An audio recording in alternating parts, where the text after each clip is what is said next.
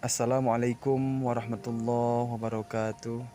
Innal hamdalillah nahmaduhu wa nasta'inuhu wa nastaghfiruh wa na'udzubillahi min syururi anfusina wa min sayyiati a'malina. May yahdihillahu fala mudhillalah wa may yudhlilhu fala hadiyalah. Asyhadu an la ilaha illallah wahdahu la syarikalah wa asyhadu anna Muhammadan abduhu wa rasuluh. La nabiyya wa la rasula ba'da. Amma ba'du. Segala puji hanya milik Allah Subhanahu wa taala. Alhamdulillah kita semua dapat berkuliah lagi walaupun masih secara online. Salawat beserta salam semoga tetap dicurah limpahkan kepada baginda alam, yakni Habibi wa Habibana Kanjeng Nabi Muhammad sallallahu alaihi wasallam. Tak lupa kepada para keluarganya, para sahabatnya. Semoga sampai kepada kita semua selaku umat. Yang saya hormati Ibu dosen mata kuliah pembelajaran terpadu Ibu Wulfa Agung Dayanti MPD, dan yang saya hormati rekan-rekan, kawan-kawan seperjuangan yang saya hormati dan juga saya banggakan. Saya dari kelompok 7 akan mempresentasikan perancangan pembelajaran terpadu di kelas rendah.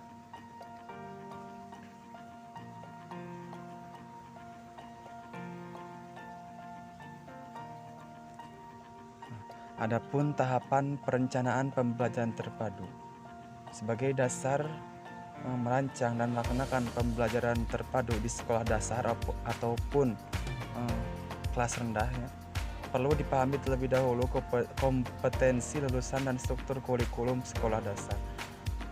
Guru harus memiliki kejelian dan mengidentifikasi serta menetapkan kompetensi dasar dan indikator pada setiap mata pelajaran yang akan dipadukan. Guru harus memahami betul kandungan isi dari masing-masing kompetensi dasar dan indikator tersebut sebelum dilakukan panduan-panduan. Keberhasilan pelaksanaan pembelajaran terpadu sangat ditentukan oleh bagaimana guru mampu menyusun perancangan dan skenario pembelajaran yang tepat dan dikemas dengan memperhatikan karakteristik siswa.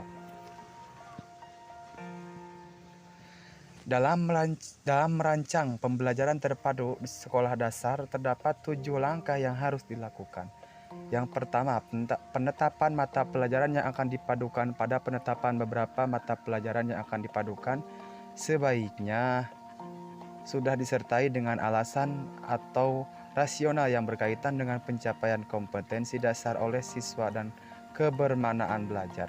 Yang kedua, penetapan kompetensi dasar pada tahap ini dilakukan identifikasi kompetensi dasar pada jenjang kelas dan semester yang sama dari setiap mata pelajaran yang memungkinkan untuk diajarkan secara terpadu dengan menggunakan paying, sebuah tema pemersatu. Penetapan hasil belajar, mempelajari dan menetapkan. Yang ketiga penetapan hasil belajar, mempelajari dan menetapkan hasil belajar dari setiap mata pelajaran sehingga dapat diketahui pokok yang bisa dibahas secara terpadu. 4. Penetapan tema-tema adalah pokok pikiran atau gagasan pokok yang menjadi pokok pembicaraan. Dan pengembangan tema-tema pembelajaran terpadu di sekolah dasar terdapat sejumlah aspek yang perlu dipertimbangkan. Di antaranya, A. Tema yang dipilih memungkinkan terjadinya proses berpikir pada diri siswa serta terkait dengan cara kebiasaan belajarnya. Ruang lingkup tema disesuaikan dengan usia dan perkembangan siswa, termasuk minat dan kemampuannya. Dan yang ketiga, penetapan tema dimulai dari lingkungan yang terdekat dengan siswa. Yang kelima, langkah yang kelima yang harus dilakukan adalah pemetaan keterhubungan kompetensi dasar dengan tema pemersatu. Pada tahap ini dilakukan pemetaan keterhubungan kompetensi masing-masing mata pelajaran yang akan dipadukan dengan tema pemersatu. Pemetaan tersebut dapat dibuat dalam bentuk bagan atau matriks jaringan topik yang memperlihatkan kaitan antara tema pemersatu dengan kompetensi dasar dari setiap mata pelajaran. Langkah yang keenam, penyusunan silabus pelajaran terpadu secara umum. Silabus ini diartikan sebagai garis-garis besar, ringkasan ikhtiarnya, atau pokok-pokok isi materi pembelajaran terpadu. Silabus merupakan penjabaran lebih lanjut dari standar kompetensi. Kompetensi dasar yang ingin dicapai. Langkah yang ketujuh, penyusunan satuan pembelajaran terpadu. Komponen satuan pembelajaran terpadu meliputi yang pertama, identitas mata pelajaran. Yang kedua, kompetensi dasar. Yang ketiga, materi pokok beserta uraiannya. Yang keempat, strategi pembelajaran. Yang kelima, alat dan media. Yang keenam, penilaian dan tindak lanjut. Yang ketujuh, sumber bahan yang digunakan. Adapun komponen silabus yang harus ada dalam silabus yaitu yang pertama, identifikasi mata pelajaran yang akan dipadukan. Yang kedua, kompetensi dasar, hasil belajar dan indikator yang harus dikuasai siswa. Yang ketiga, materi pokok yang mengacu pada suatu tema yang akan disajikan. Yang keempat, alternatif strategi pembelajaran yang akan digunakan. Yang kelima, alokasi waktu yang diperlukan. Adapun komponen satuan pembelajaran terpadu mengandung unsur-unsur pokok yang meliputi satu, identitas mata pelajaran. Yang kedua, kompetensi dasar, hasil belajar indikator yang akan dipadukan.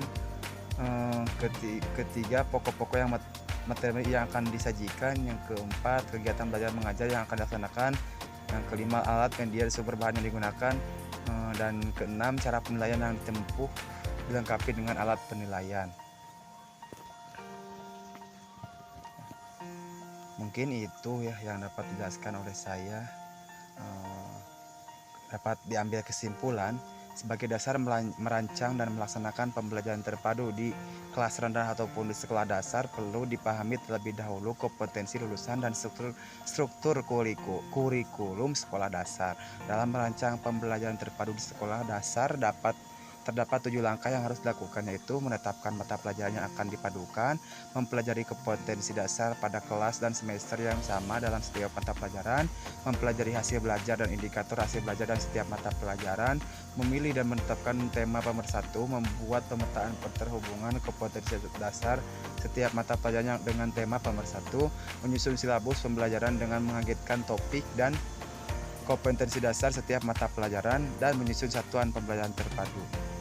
Silabus adalah garis besar, ringkasan ikhtisar atau pokok-pokok isi ataupun materi pembelajaran yang digunakan sebagai penjabaran lebih lanjut dari SK ataupun standar kompetensi dasar ataupun KD yang diingin capai, dan pokok-pokok serta uraian materi yang perlu dipelajari siswa.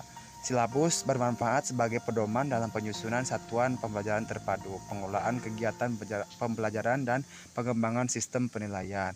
Mungkin itu yang dapat dijelaskan oleh kelompok 7. Mohon maaf atas segala kekurangan dan kesalahan. Khudma sofa wa dama qadar. Assalamualaikum warahmatullahi wabarakatuh.